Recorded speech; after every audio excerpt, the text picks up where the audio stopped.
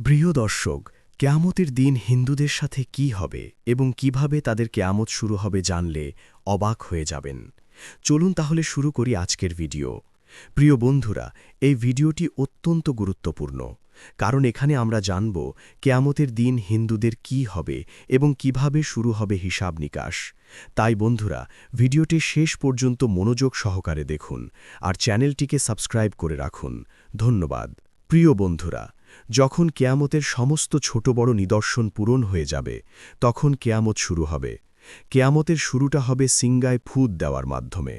সিংগায় food দেবেন ফেরেশতা হজরত ইসরাফিল আলাইহিসালাম। হজরত ইসরাফিল আলাইহিসালাম যখন সৃষ্টি হয়েছেন, তখন থেকে আল্লাহ তাআলার হুকুমে সিংগায় মুখ রেখেছেন। যেদিন সৃষ্টিকর্তার পক্ষ থেকে সিংগায় ফুক দেওয়ার হুকুম হবে, সেদিন প্রতিটি প্রাণী মৃত্যুর স্বাদ গ্রহণ করবে। তা পাখি হোক, জন্তু জানোয়ার হোক, ফেরেশতা কিংবা মানুষ, এমনকি আকাশ ফেটে গিয়ে গলিত তামার মতো লাল হয়ে যাবে সূর্য ও চন্দ্র দুটোই নিষ্প্রভ হয়ে একত্রিত হয়ে যাবে। তারাগুলো নিষ্প্রভ হয়ে ছড়িয়ে পড়বে। পৃথিবী আল্লাহ তাআলার ভয়ে প্রচণ্ডভাবে কাঁপতে শুরু করবে। পাহাড় এমনভাবে চূর্ণ বিচূর্ণ হবে যে তা ছড়িয়ে পড়া ধুলোর মতো মনে হবে। নদী ও সমুদ্রের প্রাণী আগুনের মতো জ্বলে চলে উঠবে। এই পৃথিবীতে যা কিছু জীবনের মতো অবশিষ্ট থাকবে, সব কিছুর ধ্বংস হয়ে যাবে। এমনকি শেষ পর্যন্ত সেই প্রাণী যিনি সিংগায় ফুঁক দিচ্ছেন, অর্থাৎ হজরত ইসরাফিল আলাইহিসালাম, তাকেও আল্লাহ তাআলা মৃত্যু দেবেন। আর সেদিন শুধুমাত্র একমাত্র মহান আল্লাহ রব্বুল আলামিন সত্তায় অবশিষ্ট থাকবেন। এরপর যখন আল্লাহ তাআলার ইচ্ছা হবে, তখন তিনি আবার হজরত ইসরাফিল আলাইহিসালামকে জাগিয়ে তুলবেন। তাকে আবার সিংগায় ফুঁক দেবার হুকুম দেয়া হবে। তিনি যখন সিংগায় ফুঁক দেবেন, তখন হজরত আদম আলাইহিসালাম থেকে শুরু করে কেয়ামত পর্যন্ত যত প্রাণী এসেছিল, তাদের সবাইকে পুনরায় জাগিয়ে তোলা হবে। সেই সময় সবার আগে কবর থেকে উঠে আসবেন সৃষ্টির শ্রেষ্ঠ নবীদের ইমাম হজরত মুস্তাফা মোহাম্মদ সাল্লাল্লাহু আলাইহি ওয়াসাল্লাম। এরপর হজরত মুসা আলাইহিসালাম তার কবর থেকে উঠে দাঁড়াবেন। তারপর বাকি মানুষও তাদের কবর থেকে বের হতে শুরু করবে। তাদের সবাইকে হাসরের ময়দানে নিয়ে আসা হবে। সেখানে সব পুরুষ ও নারী মগ্ন দেহে এবং খালি পায়ে থাকবেন, কিন্তু ভয় ও আতঙ্কের কারণে কেউ কারো দিকে তাকানোর সাহস পাবে না। কারণ হাসরের ময়দানে সূর্য 10 গুণ বেশি তীব্র হবে। প্রত্যেকে মনে করবে যে সূর্য পৃথিবী থেকে কয়েক গজ দূরে রয়েছে। তীব্র রোদের কারণে মানুষের ঘামে ভিজে যাবে। সেদিন 7 ধরনের মানুষ আল্লাহর আরশের ছায়া পাবেন। নবী সাল্লাল্লাহু আলাইহি ওয়াসাল্লাম বলেছেন, রোদ আর তৃষ্ণার কারণে মানুষ ছটফট করবেন। কেউ কারো অবস্থা জিজ্ঞাসা করার মতো অবস্থায় থাকবে না। এই অবস্থায় হাজার হাজার বছর কেটে যাবে। তারপর মানুষ পেরেশান হয়ে নিজেদের মধ্যে পরামর্শ করে হজরত আদম আলাইহিসাল্লামের কাছে যাবে এবং বলবে, হে আমাদের পিতা, আমাদের পক্ষে এগিয়ে যান এবং আল্লাহর কাছে আরজ করুন যে, হে আল্লাহ, এই কঠিন অবস্থা সহ্য করা আমাদের পক্ষে কঠিন। আমাদের হিসাব নিয়ে নিন, যাতে আমরা জানতে পারি আমাদের গন্তব্য কোথায়। এই কষ্ট আমাদের সহ্যের বাইরে। কিন্তু হজরত আদম আলাইহিসাল্লাম তখন বলবেন, না, আমি একটি ভুল করে ফল খেয়েছিলাম এবং সেই ভুলের জন্য 300 বছর কেঁদে কেঁদে ক্ষমা প্রার্থনা করেছিলাম। হাদিসে এসেছে, সমস্ত মানুষের কান্নার আংশিক অংশের তুলনায় হজরত আদম আলাইহিসালামের 300 বছরের কান্নার পরিমাণ ছিল 9 ভাগ।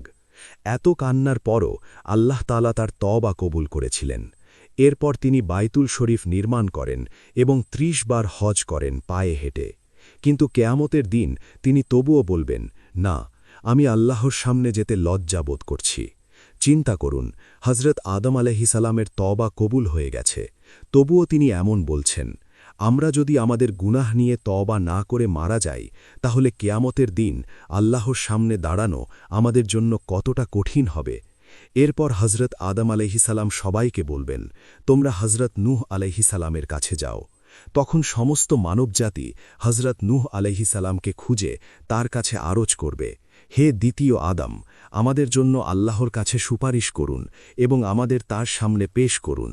কিন্তু হজরত নূহ আলাইহিসালাম বলবেন, না, আমি আমার ছেলের জন্য দোয়া করেছিলাম, আর আল্লাহ তাআলা বলেছিলেন, হে নূহ, এমন দোয়া করো না। আমি সেই হুকুমের ভয়ে ভীত। আমি কেন সেই দোয়া করেছিলাম তা ভেবেই আমি আল্লাহর কাছে ক্ষমা চেয়েছিলাম। তাই আমি আল্লাহর সামনে পেশ হতে পারব না। হজরত নূহ আলাইহিসালামের আসল নাম ছিল আব্দুল গাফফার, কিন্তু তিনি সেই দোয়া করতে গিয়ে এত কাঁদলেন যে তার নাম হয়ে গেল নূহ, যার অর্থ ক্রন্দনকারী। এত কান্নার পরও কেয়ামতের দিন আল্লাহর সামনে যেতে তিনি ভয় পান। তাহলে আমাদের কথা একবার চিন্তা করুন, যারা গুনাহের জন্য কাঁদি না, বরং গুনাহের জন্য খুশি হয়ে অন্যদের কাছে তা প্রকাশ করি। কেয়ামতের দিন আমরা কিভাবে আল্লাহর সামনে দাঁড়াব, একবার ভাবুন তো। এরপর হজরত নূহ আলাইহিসালাম সবাইকে বলবেন, তোমরা হজরত ইব্রাহিম আলাইহিসালামের কাছে যাও। তখন সমস্ত মানবজাতি হজরত ইব্রাহিম আলাইহিসালামকে খুঁজে তার কাছে আরজ করবে, হে আল্লাহর খলিল, আমাদের আল্লাহর সামনে পেশ করুন। কিন্তু তিনি তখন বলবেন, না, আজ আমি আল্লাহর কাছে যেতে ভয় পাচ্ছি, কারণ আমার জীবনে 3টি ঘটনা ঘটেছিল যা মাসলেহাতের জন্য হলেও সত্যের বিপরীত ছিল। প্রথম ঘটনাটি ছিল, তার কম তাকে কোথাও নিয়ে যেতে চেয়েছিল, কিন্তু তিনি বলেছিলেন, আমি অসুস্থ। আসলে তাদের সাথে যাওয়া আধ্যাত্মিক অসুস্থতার মতো ছিল, তাই তিনি তাদের কাছে অজুহাত দেখিয়েছিলেন। কোরআনে আল্লাহ বলেছেন, তিনি বলেছিলেন, আমি অসুস্থ। এখানে তিনি অসুস্থতার অজুহাত দেখিয়েছিলেন, যা সত্যের বিপরীত ছিল। তাই তিনি বলবেন, আল্লাহর সামনে যেতে লজ্জা পাচ্ছি। দ্বিতীয় ঘটনাটি ছিল, তিনি একবার মূর্তি ভেঙেছিলেন। যখন কাফেরেরা তাকে জিজ্ঞাসা করল, আমাদের মাবুদকে কে ভেঙেছে, তিনি তখন বললেন, তোমরা তাকে জিজ্ঞাসা করো যাকে তোমরা বড় মনে করো। তিনি মূর্তি ভেঙে কোড়ালটি বড় মূর্তির কাঁধে রেখেছিলেন, তাই তিনি বললেন, বড় মূর্তির কাছে জিজ্ঞাসা করো। এটি তেমন বড় কথা না হলেও কাফেরদের বোঝানোর জন্য করা হয়েছিল, কিন্তু এটি সত্যের বিপরীত ছিল। তাই তিনি বলবেন, আল্লাহর খলিল হওয়া সত্ত্বেও আমি আল্লাহর সামনে যেতে লজ্জা বোধ করছি। আমরা যারা দিনরাত মিথ্যা কথা বলি, মিথ্যা কসম খাই, অন্যের সামনে নিজের দোষ থাকতেও মিথ্যা বলি, কেয়ামতের দিন আমাদের কতটা লজ্জা বোধ হবে তা একবার ভাবুন তো। এরপর হজরত ইব্রাহিম আলাইহিসালাম বলবেন, তোমরা হজরত মুসা কালিমুল্লার কাছে যাও। তখন সমস্ত মানবজাতি হজরত মুসা আলাইহিসালামের কাছে গিয়ে বলবে, কিন্তু তিনি তখন বলবেন, না, আমি আল্লাহর সামনে যেতে ভয় পাচ্ছি, কারণ আমার উম্মত আমাকে আর আমার মাকে আল্লাহর সাথে শরিক করে ফেলেছিল। আর যদি আল্লাহ আমাকে জিজ্ঞাসা করেন, তুমি কি বলেছিলে আমার সাথে তোমাকে আর তোমার মাকে শরিক করতে, তাই আমি আল্লাহর সামনে যেতে ভয় পাচ্ছি।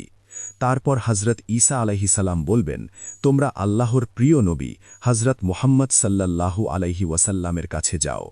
তখন সবাই নবী করিম সাল্লাল্লাহু আলাইহি ওয়াসাল্লামের কাছে যাবে। সেই সময় আল্লাহ তাআলা নবীদের জন্য মিম্বার তৈরি করবেন।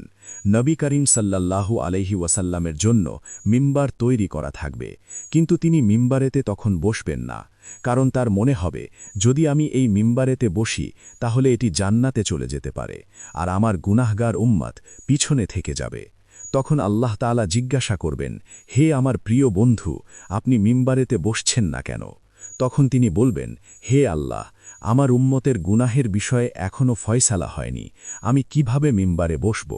তখন আল্লাহ তাআলা তার উপর একটি বিশেষ তালাত যিনি পাশ করবেন।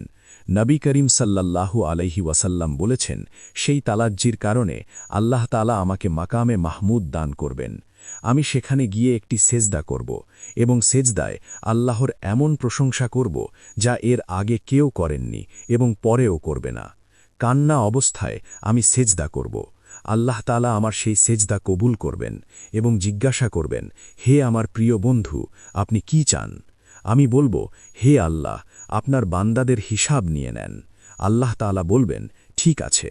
হাদিসে এসেছে, যখন অনুমতি দেয়া হবে তখন নবী করিম সাল্লাল্লাহু আলাইহি ওয়াসাল্লাম হজরত আবু বকর রাদিয়াল্লাহু তাআলা আনহুর হাত ধরে আল্লাহর সামনে পেশ করতে চাইবেন, যাতে হিসাব শুরু হয়। এটি শুনে হজরত আবু বকর রাদিয়াল্লাহু তাআলা আনহুর চোখে পানি এসে যাবে। তিনি বলবেন, হে আল্লাহর নবী সাল্লাল্লাহু আলাইহি ওয়াসাল্লাম, আমি জীবনের শেষ সময় মুসলিম হয়েছিলাম।